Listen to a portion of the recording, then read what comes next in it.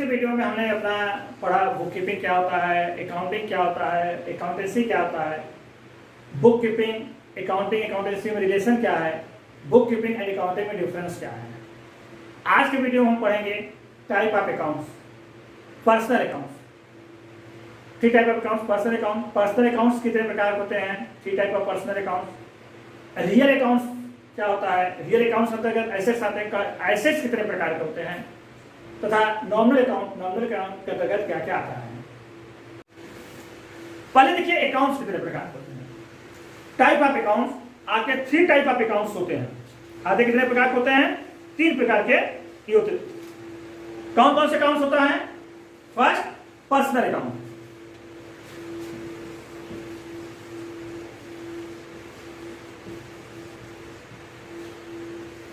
Personal account. Second, real account. Third,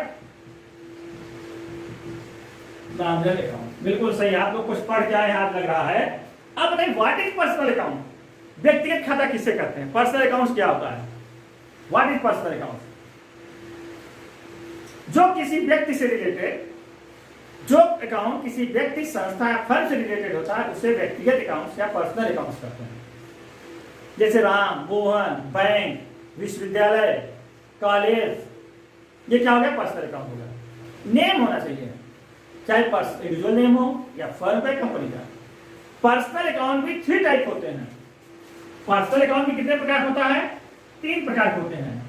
पहला individual personal, दूसरा artificial person, और तीसरा क्या होता है? Representative person.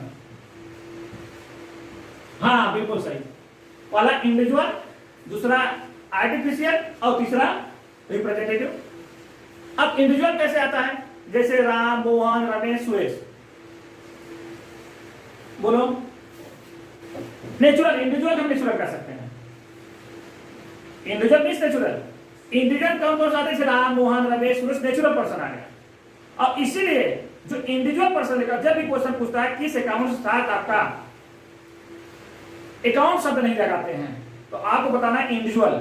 अगर आपने पर्सनल अकाउंट दे दिया तो गलत हो जाएगा। आपका रियल के साथ हमेशा अकाउंट वर्ड लगता है, नॉमिनल के साथ अकाउंट वर्ड हमेशा लगता है, पर्सनल के साथ भी लगता है, केवल इंडिविजुअल पर्सन के साथ नहीं लगेगा। यानी कि इंडिविजुअल राम मोहन के साथ अकाउंट नहीं लगेगा।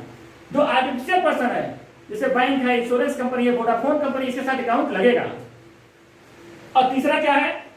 रिप्रेजेंटेटिव अकाउंट, इसके साथ भी अकाउंट लगेगा। हम लोग थोड़ा सा यही कंफ्यूज करते हैं जब ये प्रश्न आता है किसके साथ अकाउंट लगते हैं। अधिकांश बच्चों से पूछा जाता है, कहते सर पर्सनल अकाउंट साथ अकाउंट सब नहीं लगता। अगर पर्सनल अकाउंट साथ अकाउंट लगाना है तो यस लगा के लगाना है, लेकिन गलत है। पर्सनल अकाउंट में भी ये दो टाइप में अकाउंट लगता है, केवल इंडिविजुअल पर्सन साथ नहीं लगता। अब आर्टिफिशियल पर्सन क्या होता है? क्रिएट बाय लॉ, जिसकी स्थापना लॉ द्वारा होगी, किसी एक्ट द्वारा होता है, वो आर्टिफिशियल पर्सन। जैसे बैंक हो गया, यूनिवर्सिटी हो गई, कंपनी हो गई, फर्म हो गया, इसे किसी अधिनियम एक्ट के अंतर्गत रजिस्टर्ड होते हैं। अब प्रश्न होता है रिप्रेजेंटेटिव पर्सनल अकाउंट क्या होता है? कोई बताएगा representative personal? Capital account representative नहीं है। हाँ आओ स्टडी स्टडी देखिए, आप लोग समझ लीजिए, रखने से काम नहीं चलेगा। जितने भी नॉमिनल अकाउंट्स हैं, नॉमिनल अकाउंट जो भी हैं, जब ये आउटस्टैंडिंग हो जाता है या प्रीपेड हो जाता है, पर्सनल में कन्वर्ट हो जाता है। क्यों कन्वर्ट हो जाता है? क्योंकि हमें पर्सनल अकाउंट डिफिनेशन बताया, personal account related to person.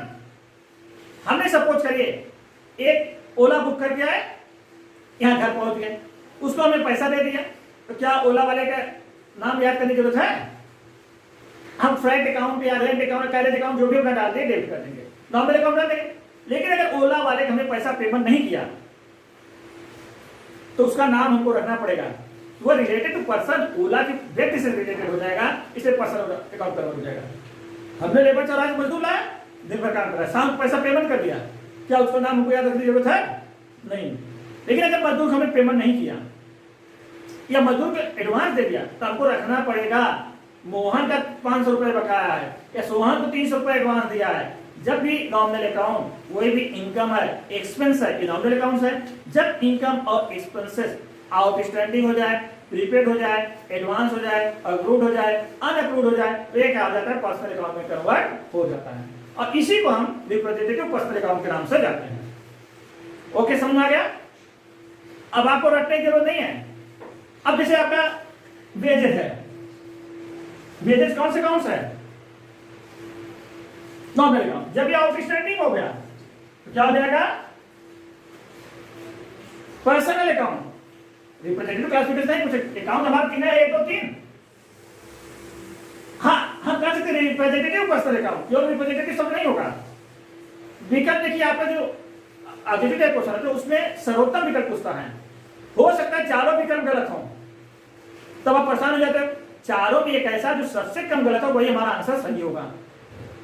दूसरी चीज, हो सकता है चारों सही हो, कौन सा आंसर लगा कहोगे सर चारों सही कैसे करके हैं, चारों में सबसे बेटर होगा वो अच्छा होगा। जैसे इसी क्वेश्चन बता दिया आउटस्टैंडिंग वेजेस कौन से है, आपको दे दिया नॉमिनल, आपको दे दिया रियल, आपको दे दिया पर्सनल, आपको दे दिया रिप्रेजेंटेटिव पर्सनल। तब इसमें आपका आंसर क्या होगा, रिप्रेजेंटेटिव पर्सनल होगा। और अगर यहां रिप्रेजेंटेटिव सब नहीं दिया है, यहां दे दिया नॉन ऑफ दिस, तो आंसर आपका क्या हो जाएगा, पर्सनल अकाउंट हो जाएगा। यानी शब्दों पर डिपेंड करता है, हमारा आंसर चेंज हो जाएगा, हमारा आंसर शब्दों पर डिपेंड हो जाएगा जो विकल्प दिए हैं। इसीलिए जब भी आप एक टाइप का क्वेश्चन लगाएंगे, आप लोग करते क्या हैं, 2-4 क्वेश्चन इसी तरह गलत हो जाता है क्योंकि आप जल्दी में रहते हैं, अपने पर ओवर कॉन्फिडेंस लेते हैं और उसी कारण सिलेक्शन नहीं हो पाता। आप जब क्वेश्चन पढ़िए, केवल क्वेश्चन पढ़ के आंसर अपने दिमाग मत रखिए, क्वेश्चन पढ़ने के बाद चारों विकल्प पढ़िए, चारों ऑप्शन पढ़िए, उस चारों ऑप्शन में जो बेटर हो उसको सिलेक्ट करिए।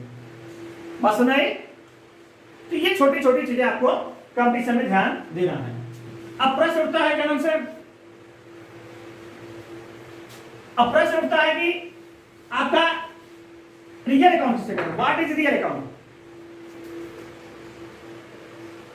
रियल अकाउंट मींस होता है एसेट्स अकाउंट, इसको हम एक नाम से और कह सकते हैं, रियल अकाउंट क्या बोलते हैं, एसेट्स अकाउंट। क्यों बोलते हैं, रियल अकाउंट में ऑल एसेट्स आता है। अब ये चीज आपको और ध्यान करना पड़ेगा, अच्छी तरह से पढ़ना पड़ेगा, एसेट्स कितने प्रकार होते हैं, इससे रिलेटेड क्वेश्चन एग्जाम में अधिकांशतः पूछ देते हैं। किसी एसेट नाम दे दिए, आपको बता दिए, इस पूछ लिया इसमें ये कौन सा एसेट्स है, तो एसेट्स टाइप टोटल 7 प्रकार के एसेट्स होते हैं। मालूम है नहीं, हम गलत तो नहीं बता दिए, किसको मालूम है 7 प्रकार के एसेट्स होते हैं। चलिए, एसेट अकाउंट, एसेट कितने प्रकार होता है, हालांकि अकाउंट की दृष्टि हम केवल एसेट्स को 3 प्रकार से क्लासिफाइड करते हैं। पहला क्या होता है, टेंजिबल एसेट्स, ये सबको मालूम होगा। दूसरा क्या होता है, इनटेंजिबल एसेट्स। तीसरा क्या होता है, फिक्सेटियस एसेट्स।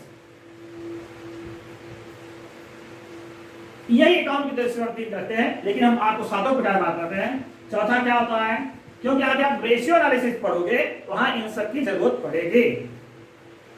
यह कंपटीशन में ऐसे जान देते किस प्रकार का एसेट्स है, ठीक है, आपका फिक्स एसेट। और 5वां क्या होगा आपका, करंट एसेट। 6वां क्या होगा, लिक्विड एसेट। 7वां क्या होगा, वेस्टेड एसेट। टेंजिबल एसेट यानी दृश्य संपत्ति, इनटेंजिबल एसेट मींस अदृश्य संपत्ति,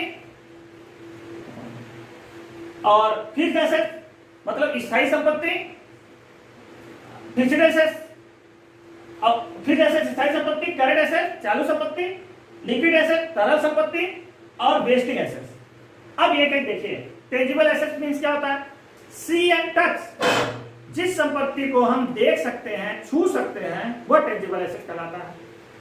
फॉर एग्जांपल कैश हो गया, मशीन हो गया, फर्नीचर हो गया।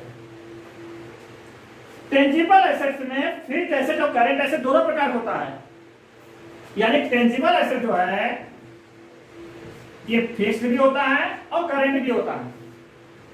जैसे बिल्डिंग हो गई, मशीन हो गया, फर्नीचर फिक्स्ड हो गया, और कैश हो गया, स्टॉक हो गया, ये सब क्या हो गया, क्या हो गया, करंट एसेट्स हो गया। दूसरा अपना intangible assets, not see and touch, जिसको हम देख नहीं सकते, छू नहीं सकते, वह इंटेंजिबल एसेट कहलाता है।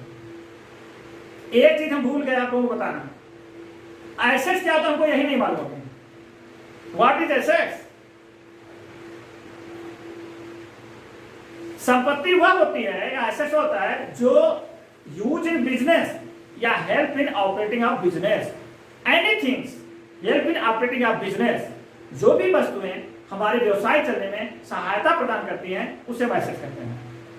अदर वर्ड्स में anything purchase for use in business not for sale, जिसका ऑब्जेक्ट व्यवसाय में प्रयोग करना होता है, बेचना नहीं होता, वह संपत्ति कहलाती है। और गुड्स क्या होता है? एनीथिंग डील इन बिजनेस, जिसको हम बिजनेस में डील करते हैं वो हमारा गुड्स होता है। और object of purchase for sale, वह क्या होता है? गुड्स होता है। कोई भी थिंग्स गुड्स आर ऐसे dependent on objects. For example जैसे फैन लगा हुआ है, फैन हमारे लिए क्या है? हमारे लिए एसेट्स है। क्यों? क्योंकि फैन हमारे बिजनेस चलाने में हेल्प कर रहा है। अगर फैन नहीं लगा रहेगा हमको गर्मी लगेगी, पढ़ाने में दिक्कत होगा। ये ब्लैक बोर्ड है, ये हमारे लिए क्या? एसेट्स है। क्यों? क्योंकि इसके माध्यम से आप पढ़ा रहे हैं। अगर ब्लैक बोर्ड ना हो तो आपको लिखते कहां समझाते हैं? यह मोबाइल हमारा है, या जो हमारा सेटअप है क्लासरूम का, ये जो कंप्यूटर है, ये सब क्या? एसेट्स है। इसके माध्यम से अपना बिजनेस करते हैं। लेकिन यही फैन जो इलेक्ट्रिशियन होगा, इलेक्ट्रिशियन शॉप होगी, उसके लिए क्या होगा? गुड्स होगा। हम ये कहें फैन एसेट्स है, गलत है, जब तक उसके हम ऑब्जेक्ट को नहीं देखते हैं। हमारे लिए फैन क्या? एसेट्स है, और यही इलेक्ट्रिशियन के लिए क्या है? गुड्स है। फर्नीचर हमारे लिए एसेट्स है, और जो फर्नीचर मॉड्स है उसके लिए क्या है? गुड्स है। क्लॉथ हमारे लिए एसेट हो सकता है, लेकिन जो क्लॉथ बिजनेस में है उसके लिए क्या होगा? गुड्स होगा। तो एसेट और गुड्स समझ में आ गया।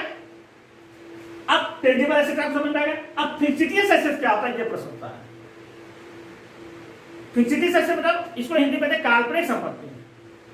काल्पनिक मतलब कल्पना का रियल नहीं है। मैं इस समय प्रधानमंत्री हूं, क्या मैं हूं? लेकिन प्रधानमंत्री से हमारी कम थोड़ी ना है, हम अपने घर के वासा है, लेकिन रियल नहीं है। अब इसको ये संपत्ति वास्तव में रियल नहीं होती। अब रियल क्यों नहीं होती? क्योंकि ऐसे के दो मेन कैरेक्टरिस्टिक्स होते हैं। पहला, यूज इन बिजनेस या हेल्प इन बिजनेस, एनीथिंग जो हमारे व्यवसाय में चलाने में, ऑपरेट करने में हेल्प करता है। दूसरा मेन कैरेक्टरिस्टिक्स क्या है? Sale value. एसेट का सेल वैल्यू होता है। यदि उसका सेल वैल्यू नहीं है तो एसेट नहीं कहलाएगा। तो ये हमारा इसमें एक कैरेक्टरिस्टिक तो पाई जाती है फिक्सिटियस में, ये हमारा हेल्प तो करता है, लेकिन सेल वैल्यू क्या है? जीरो। इसको मार्केट से नहीं कर सकते, इसीलिए इसको फिक्सिटियस एसेट्स मानते हैं। अब फिक्सिटियस एसेट मानता क्या क्या है? एक एग्जांपल देते हैं। जैसे हमने साइन बोर्ड बनवाया, हमने होर्डिंग लगवाया, ये हमारे बिजनेस चलाने में हेल्प कर रहा है नहीं? हमने कोचिंग रजिस्ट्रेशन कराया, 3 साल लाइसेंस लिया, हमारे बिजनेस चलाने में हेल्प कर रहा है। लेकिन अगर आज हम कोचिंग सेल कर दें, क्या वो होर्डिंग हमारा बिकेगा? नहीं बिकेगा। उसको कबाड़ी खरीदने 150 रुपए देगा, और कहीं अगर दीवार पर, वॉल पर हमने पेंटिंग करा रखा है, वो भी पैसा नहीं देगा। तो हमने कोचिंग रजिस्ट्रेशन कराया है, जब हम कोचिंग बेचेंगे हमारा फर्नीचर बिक जाएगा, हमारा फैन बिक जाएगा, हमारा गुडविल बिक जाएगा, ये सारा सेटअप बिक जाएगा, लेकिन क्या लाइसेंस वाला बिकेगा? नहीं। जो कोचिंग खरीदेगा उसको पुनः अपना लाइसेंस लेना होगा। तो ये सब फिक्सिटियस एसेट्स बातें हैं। ये अधिकांशतः एग्जाम में पूछ लेता है, इसमें से ये संपत्ति किस प्रकार का है, किस कैटेगरी में आती है, या फिक्सिटियस एसेट्स क्या आता है। तो फिक्सिटियस एसेट्स में क्या क्या आता है आप लोग नोट कर लीजिए। पहला, प्रीलिमिनरी एक्सपेंसेस, प्रारंभिक व्यय। क्या कहता है? पहला, प्रीलिमिनरी एक्सपेंसेस, प्रारंभिक व्यय। प्रीलिमिनरी प्रारंभिक व्यय क्या आता है आपको मालूम है? जब हम कंपनी स्टैब्लिश करते हैं तो अनेक हमको डॉक्यूमेंट्स बनाना पड़ता है, कुछ फीस डिपॉजिट करनी पड़ती है रजिस्ट्रार का, जैसे मेमोरेंडम ऑफ आर्टिकल्स हुआ, प्रोस्पेक्टस हुआ। तो जो स्थापना संबंधी व्यय होते हैं वह सब क्या कहलाते हैं? Preliminary expenses. और ये फिक्सिटियस एसेट्स आता है। फिक्सिटियस एसेट्स को हम धीरे धीरे राइट ऑफ कर देते हैं, एक पार्ट पीएल में ले जाते हैं, बाकी रिमेनिंग पार्ट को बैलेंस शीट में दिखाते हैं और 4 साल 5 साल उसको राइट ऑफ कर देते हैं। दूसरा क्या होता है आपका सेकेंडरी हाईवी एडवर्टीजमेंट, अत्यधिक विज्ञापन। विज्ञापन जो आप कुछ समय तक उठा सकते हैं, यदि उसका हम केवल करंट ईयर में उठा सकते हैं तो आपका रेवेन्यू हो गया, लेकिन जब हम लॉन्ग टर्म तक उसका उठाते हैं तब अब सीरियस होता है, उसको हम डिफर्ड रेवेन्यू एक्सपेंसेस मानते हैं और एक पार्ट पीएल दिखाते हैं, बाकी हम क्या करते हैं। चलिए, तो हाईवी एडवर्टीजमेंट, कुछ एडवर्टीजमेंट होते हैं उसका हम अल्प 60 प्रॉफिट कमाते हैं, लेकिन जब हाईवी एडवर्टीजमेंट करते हैं, बहुत ज्यादा विज्ञापन करते हैं, उसका हम कई वर्षों तक लाभ उठाते हैं। तो जो पार्ट उसका हम इस वर्ष लाभ उसको अपना एक एस्टिमेट कर लेते हैं, एक पार्ट हम पीएल दिखाते हैं, बाकी फिक्स्ड एसेट्स मान के बैलेंस शीट एसेट दिखाते हैं। इसी प्रकार से डिफर्ड रेवेन्यू एक्सपेंडिचर हो गया, इस पॉइंट को आप लोग नोट करते चलिएगा। डिफर्ड रेवेन्यू एक्सपेंडिचर स्थगित आय है, जैसे हमने कमरे की पेंटिंग कराया,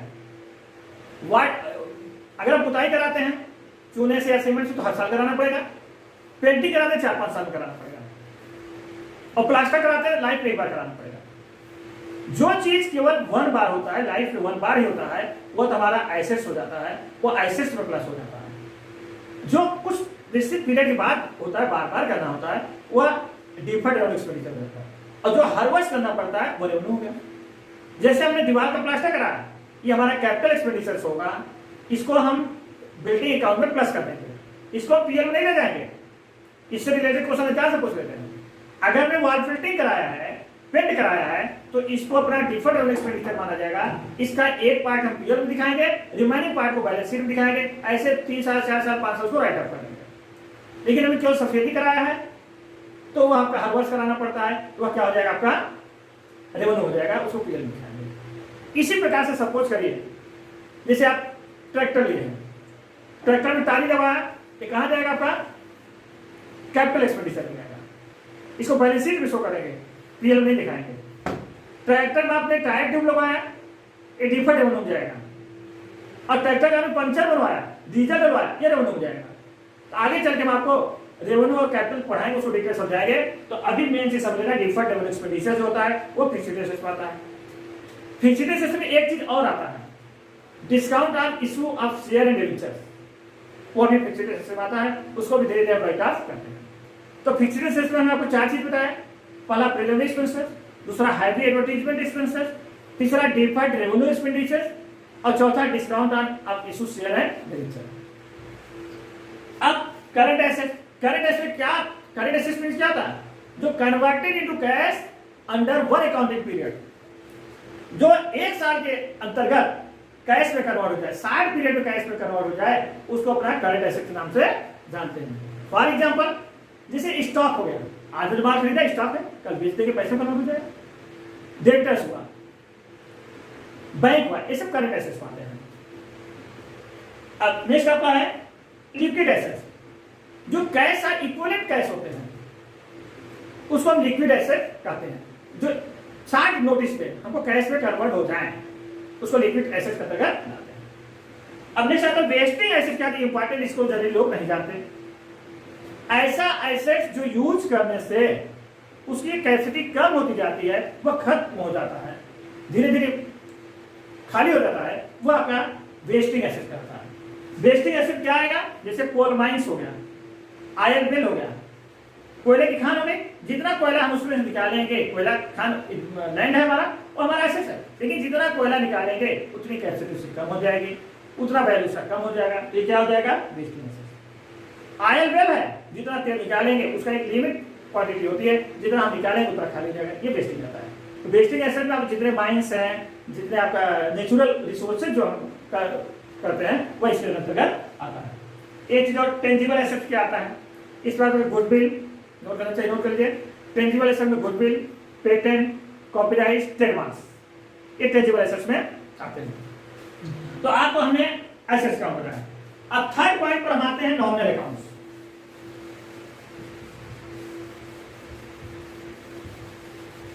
थर्ड पॉइंट क्या आपका, नॉमिनल अकाउंट। नॉमिनल अकाउंट क्या होता है, नॉमिनल अकाउंट में all expenses and losses and all income and profit आता है। All expenses and losses, all income and profit आता है। अब ये प्रश्न पूछा क्या कौन सी एक्सपेंस है कौन सी इनकम।